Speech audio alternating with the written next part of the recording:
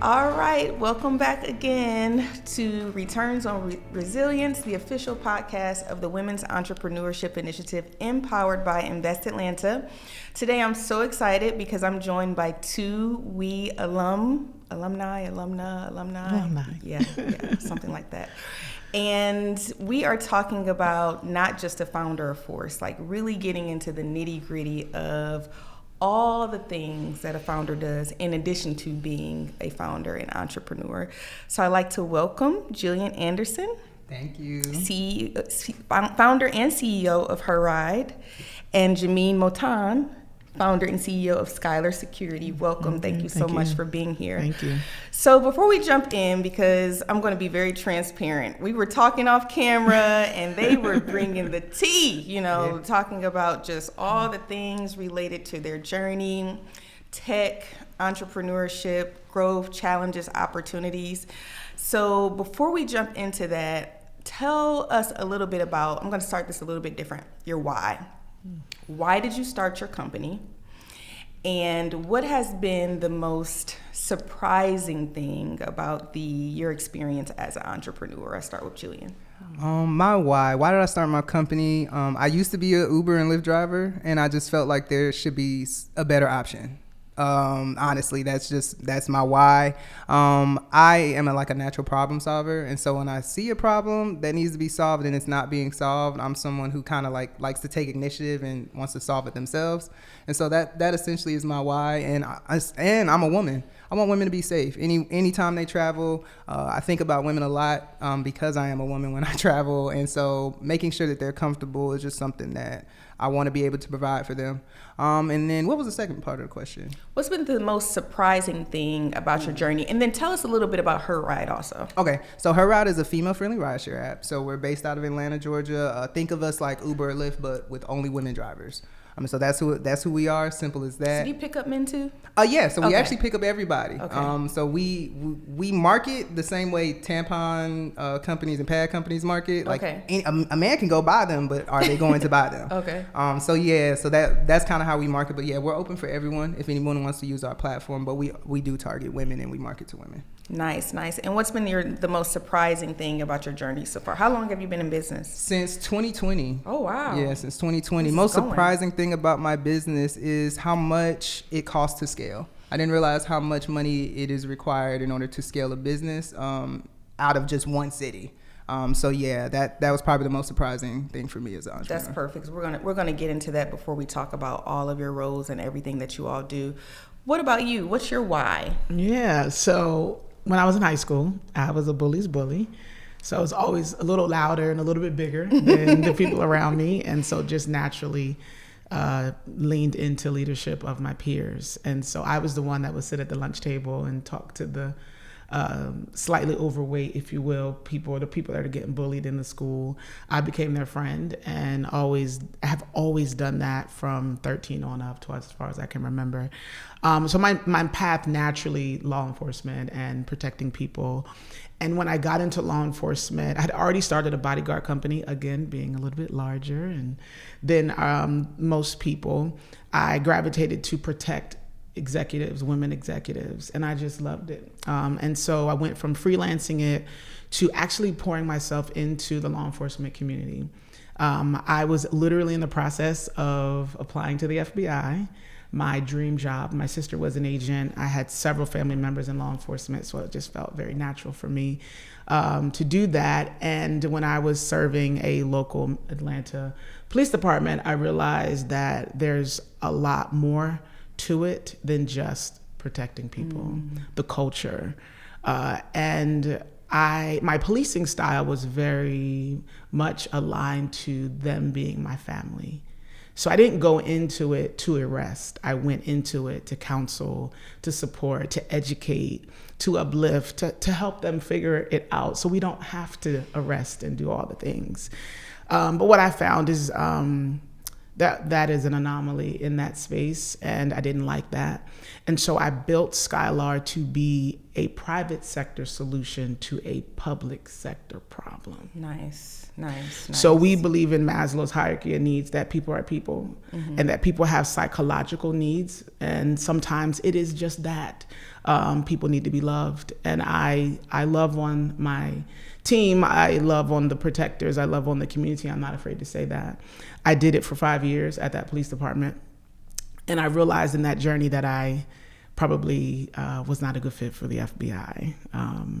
And I decided to resend my application. A day I will never forget. Was at the very end of the process, and the lady asked me, "Are you sure? Because you're done. You're at the end."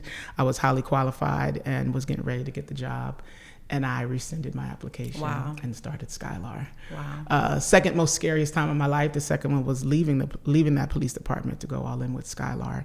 And so Skyler is a non-traditional private security guard company that leverages technology to offer near perfect security guard services to not only Atlanta, but we're in Nashville and other cities. We take it as an emotion because security, last time I checked, is an emotion, not a business. Yeah, because it's safety, and the need to feel secure. We sell an emotion, and so that's why we decided to keep it a boutique and not necessarily scale it around the world. It is purposed to be curated, and that is where we are our best. And so that's Skyler.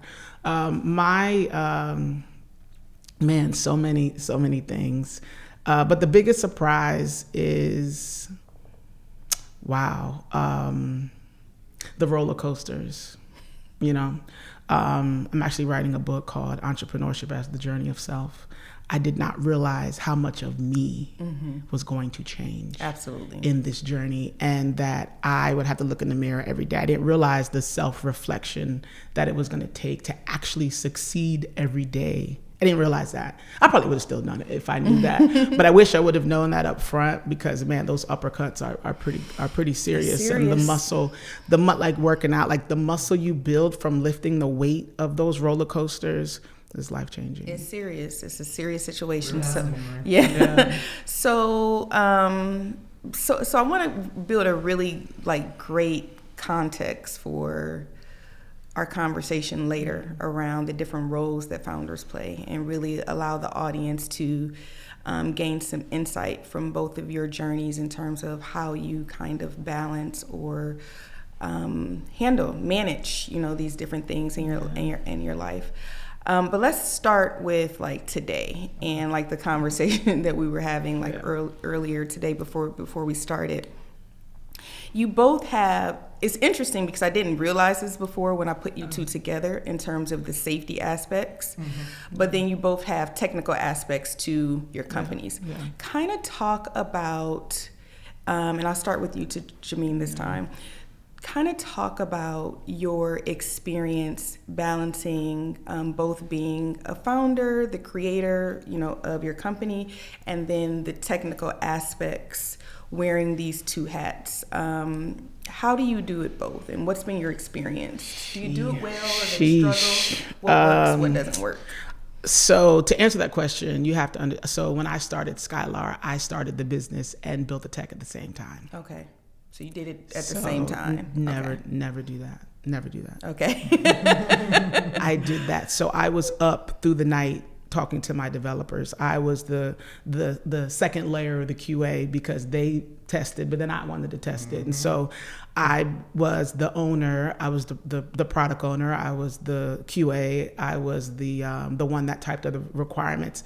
I found myself doing everything because I wanted to learn it. I didn't know tech. We talked about that. I'm not a tech founder. So you're what we would call a non-technical founder. I'm very much, I was a non-technical founder. Okay. I profess differently now because of my experiences, but we are very different. Like, you're technical, I'm not. And so when I started, I knew that you should trust no one. Trust and verify. So I wanted to see the apps. I wanted to, be updated frequently. I was very much involved while I was building this boutique inside of Skyler. So we reached over $1 million in 12 months. That's the guard company. And then the tech company, I wanted to build a place where protectors and clients can live. And part of our business model is that there is no separation between the protector and the client. So what is the tech for your company? So what is it? Think about this. It is a place where agencies can manage their guards, but that clients also can have access to the guards. Gotcha. So that's the piece where security companies don't want that because their guards are sleeping or they're not there. So what we say is our tech lifts the hood up and lets you see all that we have. So they see when the guard is there, they see them clocking in, we lift the hood up. That's why a lot of security companies don't want our app because the transparency is there. So we went from, and that's another thing, it's like figuring out what the tech is, what is it going to do, what does it do wrong, how do we fix it? I had to learn to do all of that. And so it was a lot. I don't suggest people do that at all. But I do think there's something very special about the way that we did it because Skyler, the guard company, was the client for the app. And so we were able to really curate something very special for Skyler, right? Because now we are the top security company, I would even say, in the world, because definitely in the US, maybe not the world, we're stretching a little bit, but definitely the US, definitely in Atlanta, because I can't find people who want that level of transparency because I still want to bill you if the guard's not there. And I say, well, the guard's running behind 5 minutes. And then you see the guard clock in 5 minutes and there's communication. So there's this really powerful chat box where the clients live and the guards live. And we empower the guards to take ownership of that emotional experience because I'm not protecting you, that person is. And so there's that communication there. It's interesting because it sounds like there's a lot of like nuances to the industry that like your service and the product like addresses together at the same time. 100%. So that's very unique. What about you? So you are what you would consider a technical founder. I am. Yes. What makes you a technical founder? I have a computer science degree. Right. That's Yeah. right. Tell them. I This is the money computer right there. scientist we talking to. Okay. I know how to code. Yeah. Yes. I know how to code.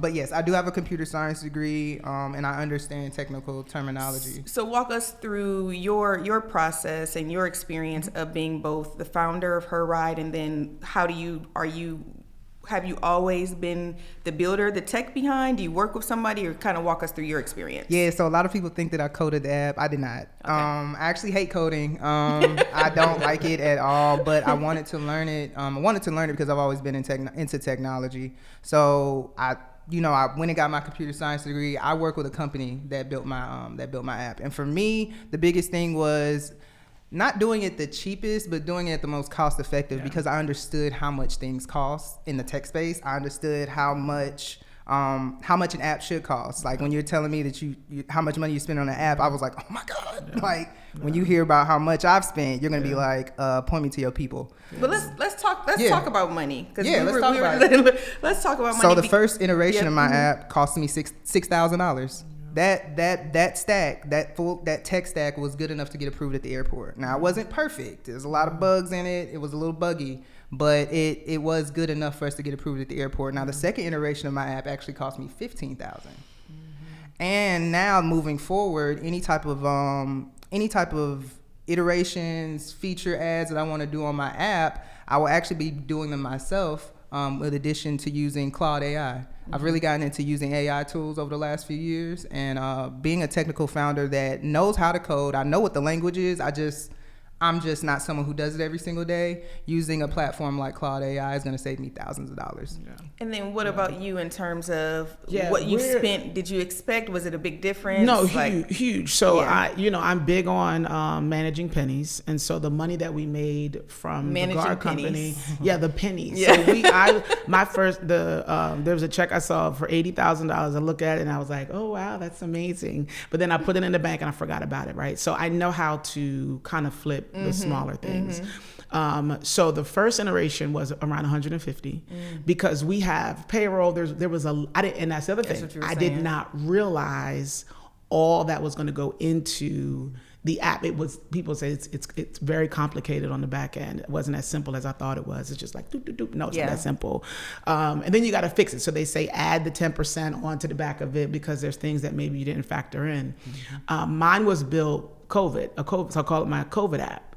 So once we started, because there were so many people that touched the app, when I brought in our in-house developer, he was like, I got to tell you, like, there's some things that are going on. Once you start adding, it's probably not going to be able to handle it. So, of course, I was upset about that. Got to redo everything. Yeah, so we had to if you're going to go in and fix it, you might as well pay for it to actually get it up. Then there's the maintenance fees. There's all these things. And mind you, I don't hosting, and there's the chat box. And every time you do a third party, there's a cost to it. And again, I'm not technical, so I didn't know. Yeah. So when I look at my P&L, we're about $625. And mind you, I don't live in a mansion. I don't drive a Maserati. So all of the success from the guard company is what funded the app, which was a blessing, right? But what do you do when you are in it? You have to find a way forward. Yeah. So this is interesting because as we were speaking, there's a massive increase in founders looking for opportunities to build some type of technical aspect to their company. Yeah. What are your thoughts on that? Based on your experience, what type of advice would you give, to founders that are thinking about adding tech, using the core business to fund the tech, or vice versa, and then also the culture, the impact, on opportunities in terms of like growing a business and how we're affected as women. Should we ride this wave? Yeah. It's kind of is my question. For me, my biggest advice to anybody that wants to add anything technical to their platform or to their business, you need to have a partner that is technical. Okay. If you can find a partner that's technical, that would be your saving grace. Now, if you're someone who is capable of teaching themselves, then use AI to help you learn. Yeah.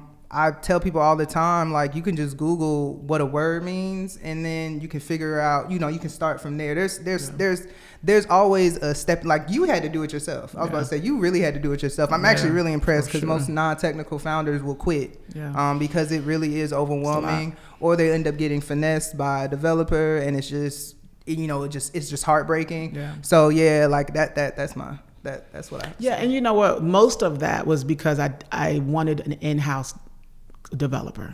And so I said, you know what, I'm done with the agencies. Not that they didn't do a good job. I just felt like I had more control over my in-house. And the blessing is I had Skyler. Okay, so I could take the money we made and push it over. I didn't, Jamine, make hardly anything in the last 7 years because I was trying to figure out this app. Mm-hmm. We have it figured out now. What I would say very, very harshly and loudly, 7 years. Okay. And I love the little pre-made salads from Publix at $5. So you learn to live on nothing. And I think my time will come, but the time has not come yet, but it will. But I've invested. And so what I would say to our listeners, my biggest lesson is beware. Beware of the snakes, beware of the people who do not have your interests. Mm-hmm. And because it's your space, you understand. Yeah. So when those agencies say, oh, I'll be your CTO. Yeah. No, that's an agency selling a product. Yeah. So community for me is very important because I'm a police officer, so I'm naturally inquisitive. Now, the way that we did it, like in the beginning, that was how much the ad was worth, right? And I had my advisors and people that I checked in on. But having an in-house, everybody can't do that. Yeah. And so one of the things I would advise is to start as small as you can. Yeah. If you can take, my bench was 150. Your bench was 5,000. Find out what you need to do launch for $1, and you will figure out so much about your customer. I figured out so much about my customer, what they wanted, what they didn't want by that first year. Yeah. And I had it. Then we already built it because we built too much, but I just happened to make the right decision. So we just did an episode with Candace Mitchell from Mayavana. She talked about the art of the pivot, and she spoke a lot about customer discovery. That's a big part of is making sure that you got to get that customer discovery down. She also talked about the need to have a plan for scaling sooner, not to wait, till later. She spent a lot of time on customer discovery, and then she had all these customers and then ran into challenges because she didn't have a plan for scaling. But what I want to touch on, though, that you said something like, and I want to go back to Jillian and kind of really help our audience understand decision points. So like when you talked about using making the decision to have an in-house developer versus using a team. We talked about these no-code apps and things like that. Like, where do you start? I love how you shared a tool, Claude AI. Yeah. What's the kind of, if there was like a continuum and I'm on a journey, like what does it look like? Start here, and then when is it okay for me to outsource and use a team, and when do I make this, what's the criteria for, how did you decide that you need it in-house? Kind of just give us some like milestones or like benchmarks in terms of how to make decisions about these different things. Ooh, okay, that's a good question. So first for me, I came up with the name of the business, then I trademarked it, because I understood how important trademarking app names were, because people know apps just based off their name. Then I went to try to find a company to build my app.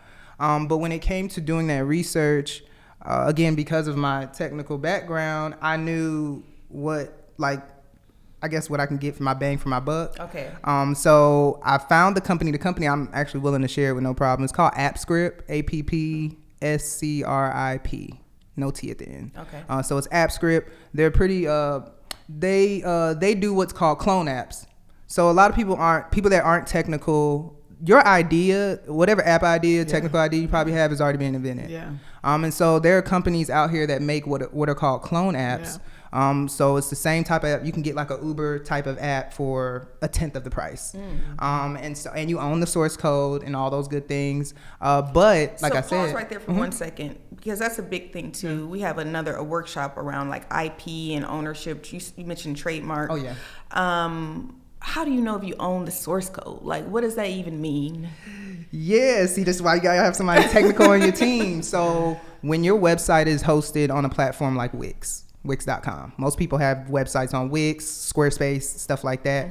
Those you don't own the source code to your website. You don't own the hosting where it's hosted at. You don't own any of that. You're actually paying Wix to do that for you. Yep. And so when you're talking about building a mobile app, a lot of people come up to me and they're like, oh, I did it on this no code, whatever tool, whatever. I'm like, that's cool, but you don't own your source code. So if that company goes out of business, your app is gone off the app store. And they were like, what, for real? I'm like, yes. And so when you own your source code, for example, I have to pay $300 a month for AWS storage server space, because that's where my code is hosted. Nice. For my app. I have to pay $100 a month for live chat integration, because I have a chat feature onto my app. And so it's different things that you have to have accounts for and that you have to pay for if you're actually going to be hosting your platform on your own servers and on your own network. It sounds like a lot of money, which is it adds up. It can add up. Yeah, as you continue to grow and scale, those numbers do start to go up. But when you start off, a lot of them you stay in that free tier because you're not getting a lot of traffic to your platform. Yeah, and it kind of goes back to this customer discovery part too. And this may be far removed from you all, but when you're building and you don't have the revenue, like how am I supposed to build it the right way? It's like, don't quit your job. Okay. That's what I didn't do. I think that VCs, when people talk to these VCs before they take their money, I feel like VCs want you to be struggling so that you can take any deal that they put in front of you. Like if I'm on my 100th VC meeting and I'm facing bankruptcy, homelessness, I got rent due, and they finally make me an offer, it's a crappy offer, but I need it. But that's the game, right? I mean, it is. That's why I never quit my job, though. Yeah, that's what I'm saying. Like in the beginning, before you, that's what they did, and they're doing it now, and they're still going to do it. And so I love Shark Tank, but that's the game. So if you're desperate enough to give me 50% of your business, who wouldn't take it? Of course. So us being on the other side, there has to be other options besides VC money, angel, or just like you say, be your own revenue source, which is what we did. Yeah. But what you lose is that community, those people who have done this 20,000 times. There's a certain level of acumen that you pay for when you do that. So for me, answering that question is making sure that you have a community of people. If you don't have it, you better put it on your advisory board. And there's a lot of people who will do advisory boards without a cost, right? Yeah. So you put the people around you that you don't have until you can afford to actually pay somebody for their knowledge. You all are saying a lot. I'm getting That's a why lot. I joined the Gathering Spot. Yeah. Because I didn't have that many people around me, and I needed to be around a community of people like that. So how do you stay connected to the community? So while you're doing all this, and I want to start kind of talking, what's life like outside of being a founder? What else do you do outside of being a founder? And while you're doing all of that, to your point, how do you stay connected to the community? So I could take that. So in the book that we're getting ready to publish in February, called Entrepreneurship as a Journey of Self, it's so easy to lose sight of yourself when you're building a business. Yes, it is. Especially if you're working full time, trying to launch a business, trying to be in a relationship. And I'll tell you, I'm single now because of what happened when I was building my business. Was about to be fiancéed and all that. And the business, between the business and me, we ran her over. And I later, maybe after I opened my eyes, we had a meeting. I said, listen, I'm sorry, because now I see what I was doing. I didn't make time for us. And so you're out of balance. And you almost, you got to try not to lose yourself, but you don't really find yourself until you lose yourself. And I hate to say that. Grace Fricks of ACE was like, what's balance? You're never going to be in balance. And I was like, I don't want to believe that. Because I don't like how this feels. It doesn't feel right. I don't want to be out of balance, but you got to do what you got to do to get to that next step. What is your purpose? What are you on this world for? I'm big on the why, because it's the why that's going to keep you going when you want to stop. But it's also the why that's going to stop you in your tracks, I believe, when you get to that point where you don't love it anymore because it's not fun. Because somehow the transactions are more important than me as a person. Yeah. And so my gut is what got quiet. I lost the touch to my gut, which was my answer source. So you actually said, well, how do you know when you're supposed to make decisions to do certain things? Well, it was me so it's like you have a kid. These are our babies. Yeah. People say, oh, it's not your baby. It is your baby. Okay, you grow it like a child. So how do you know when it's time to teach the baby words?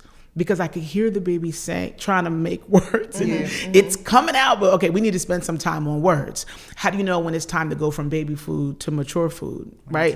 When the teeth are coming. So you being attentive to your business, you can't be attentive to your business and neglect yourself and not be in tune with yourself. Yeah. So being in tune with you learn how to be transactional in the right way of making those decisions, but also the roller coasters. So when you make wrong decisions, not beating yourself up for that mistake and paying the bill, owning the bill, and then realizing I'm not going to do that again. So looking in the mirror every day is part of the secret sauce of being a successful business owner, because you can walk in those meetings, VC meetings, and say, I need to walk out. Yeah. Or you can say, you know what, this is a different VC. It seems different, but I'm in tune with myself. So I know something about that, right? One of my advisors said, you're not an entrepreneur. She still loves saying, you're not an entrepreneur until you're over $1 million, or you're not an entrepreneur until you are able to walk away from the $5 million project because you know you're worth $6. Yeah. So this is interesting. This is interesting because what is life outside of entrepreneurship? For me, it's actually pretty normal. I try to disconnect from being an entrepreneur when I do go outside. If anything, I like to fly my drone. That's what keeps me connected to the community. Okay. One, because a lot of people don't have them. Do those cool drone shots online? I do not. Okay. I haven't flown as much as when I first started flying. I did kind of get into it, and then I see that people have already taken that lane, so I'm like, y'all got it. But I do like to get like really nice aerial shots of the city. And it does keep me connected to the community because I'll go to different parks, put the drone up there, and so many people don't have drones, so people just come up, start asking questions. Yeah. Half the time I'm wearing something HerRide related, so I can I can tell them about my business and what I'm doing as well. But that's one of the ways that I like to stay connected to the community. And I like to go skating on the Beltline and stuff like that. I've been trying to get more into local politics, not running, but just being involved, because I feel like my generation doesn't do a really good job of going to like our board meetings and our city council meetings and stuff like that. So I've been doing that's what I do when I go outside, is I try to get connected to the community that way, and then talk about my experience online. And so I like to share a lot of resources and stuff for free. I know you actually gave me a pretty good idea in terms of, I've been trying to figure out what type of content I want to create. And I think I know now is the content I want to create is to help founders, non-technical founders, just be a little bit more efficient when it comes to navigating, and be savvy. That would be dope. That would be dope. So I want to start kind of pulling things together. So I got so many nuggets, and you mentioned something about transactional relationships. And then you kind of talk about having personal interests keeping you connected to the community. Charles Robinson, shout out to Charles. We had an episode earlier on, it was called Investor Confessions. And we were talking about capital, and access to capital, and then also community, and how many times in our community tends to be more valued, than, accessing capital, or how we go about accessing capital through the relationship building. Right. What has that been for your experience in terms of how do you leverage community to solve your capital problem? And when you're doing that, if you do it or not, is the relationship transactional, or is it more valued? How do you align with people to know that there is alignment for building community or accessing capital? Yeah, I think for me, I was the founder that felt like I could do it by myself. And that, I had to sit down with myself to figure out why. Why did I build the app and the business by myself together at the same time? So once I realized the why and all those things, relationships can take on different forms. So you have your people who are not in the business, that don't want to be entrepreneurs, that you do not pay. That's a whole nother podcast. This whole, I pay you, and what does that mean for our friendship and our relationship? But you have people who are in your business, you have people who are not in your business, you have entrepreneurship community, you have people who are not entrepreneurs. They love the 40-hour work week and they want to clock in every day, don't want to be business owners. And I think that balance is very important.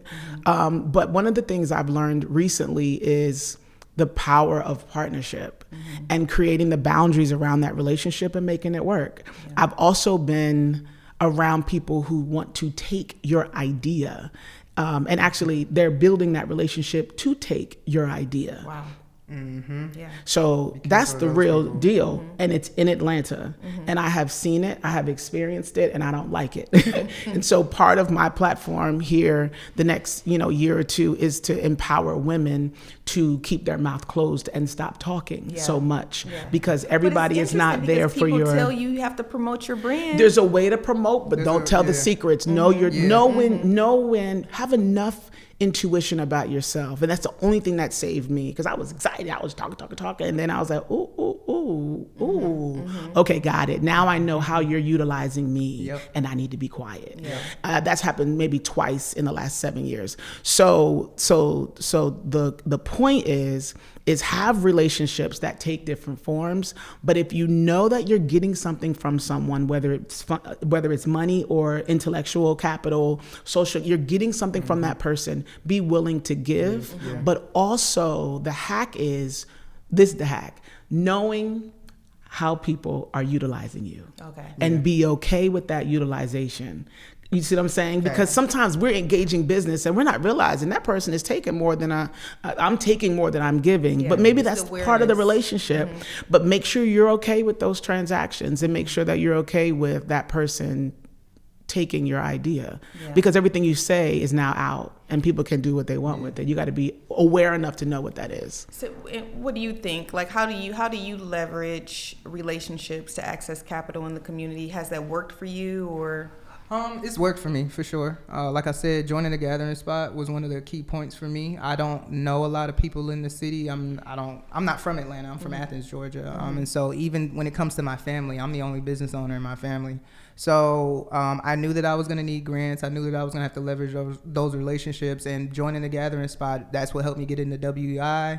That's what helped me get my Invest Atlanta loan. And so just showing up and being authentic. I like that. I'm a very authentic person. I know he's talking about like don't tell all your secrets and stuff like that. I had to learn that too. I had to learn when people were trying to just pick my brain. I call it pick my brain.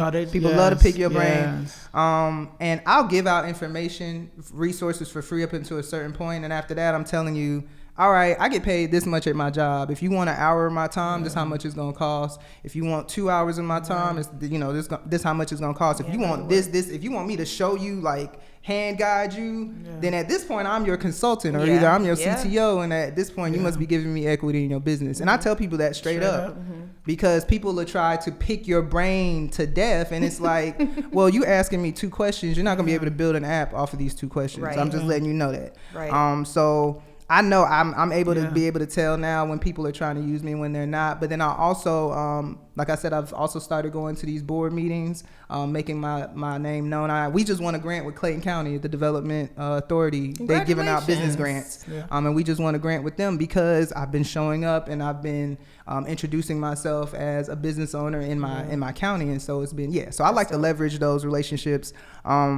The best of my ability. I come from team sports, and so I understand, okay, there's a role that you need to play, and I know how to play it. Atlanta's a resource by itself, from Invest Atlanta, from really Invest Atlanta to ACE. VCs to angels to a job. A job can fund too. It's a lot of different ways that Atlanta can provide that. We are who we are for a reason, you know, and so many people, relocate here for, access to the resources and the ecosystem, how we work together, how we partner, how we collaborate. What changes though, as we kind of round out the conversations, if there was any change that you would want to see within the Atlanta ecosystem to better support female founders, like where do you think the opportunities are for us to improve the support of female founders? I mean, just give us the money and stop overcoaching us. I'm serious. I'm so sick of winning a grant and then having to go to a 12-week session on how to build a business when I've been in business for 3-4 years. We're past that. A lot of entrepreneurs, a lot of entrepreneurs are past that. Give us the money.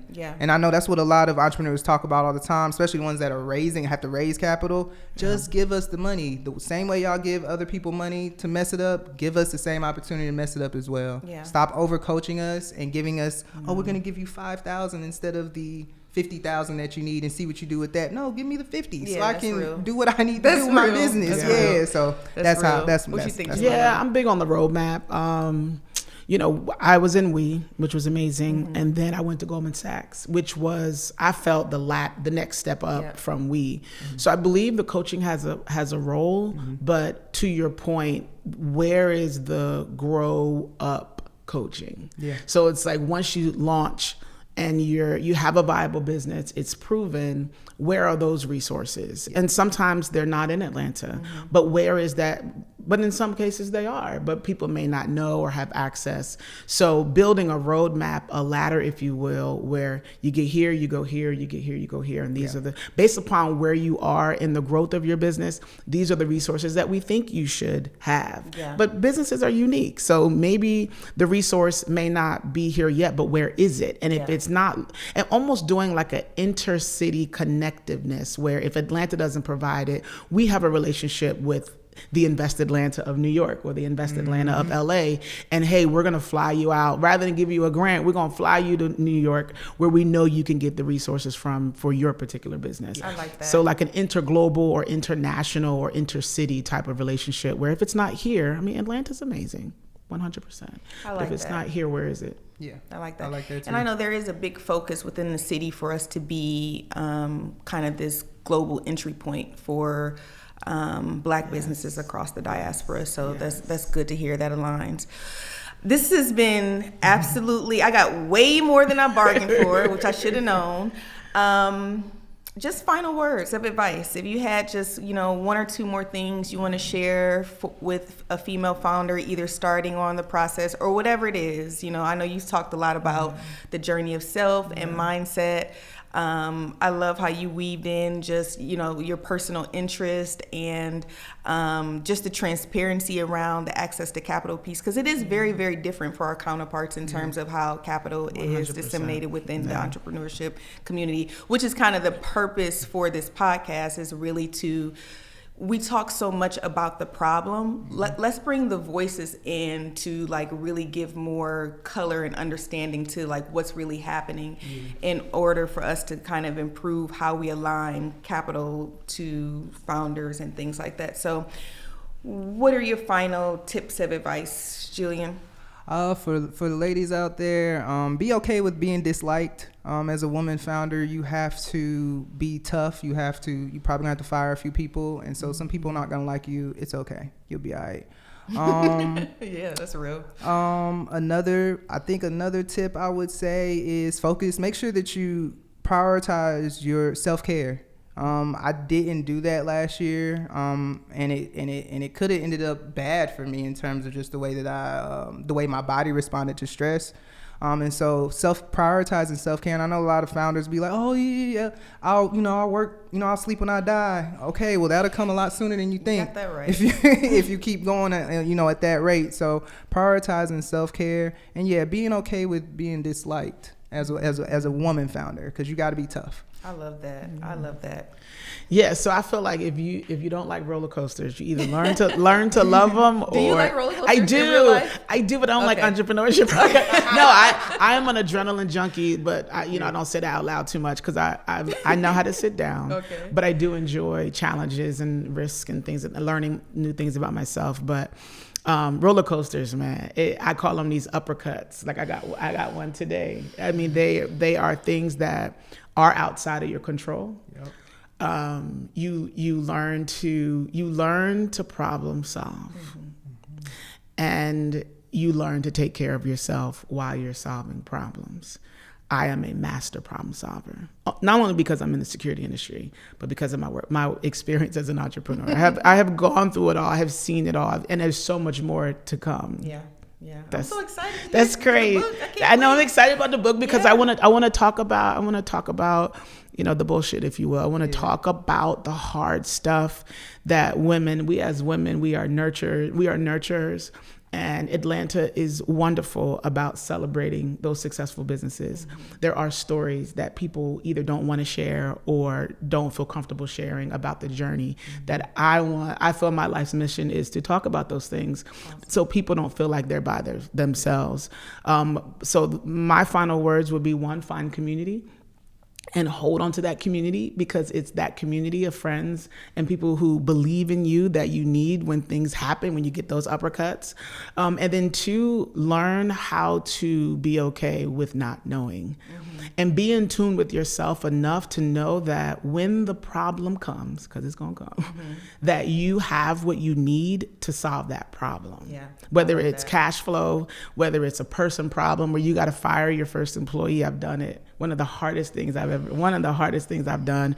I was not ready for all of the emotions. I wasn't ready for wait a minute, I can't do it. Mm-hmm. So I tapped my HR. I said, I need you to do this. You shouldn't be doing it anyway. You're right. So she did it. But yeah, you're not by yourself. Find your community. And that problem solving, because it makes the roller coaster a little bit easier when you know you're going to go back up. Yeah. Because got your hands up, and you got to learn to put your hands up in the sky and enjoy enjoy the down. Like I can't breathe. I feel like my eyes are going up in my head, but there's something about this that I really enjoy. But then when you go up, it's like, okay, I'm enjoying it, but then here we go. We're going down again. Yeah. So you got to be able to love this and find balance in the ups and the downs. You're never going to be in balance. That's what Miss Grace was saying. You're never going to be in balance. I get that. But I want to learn how to enjoy and find the love even in the ups and the downs. Yeah. I think Emma agreed. I like watching her podcast. You have moments of balance, you know. And they outweigh, and it outweighs the downs. So that's good. For sure. Thank you both so much. This has been absolutely amazing. And thank you to you all for joining us again for another episode of Returns on Resilience. Thank you. Thanks for joining us for Returns on Resilience. If this conversation sparked something in you or reminded you of someone who needs to hear it, share it. Follow us wherever you listen to podcasts, and visit weatlanta.com for more stories, resources, and ways to connect.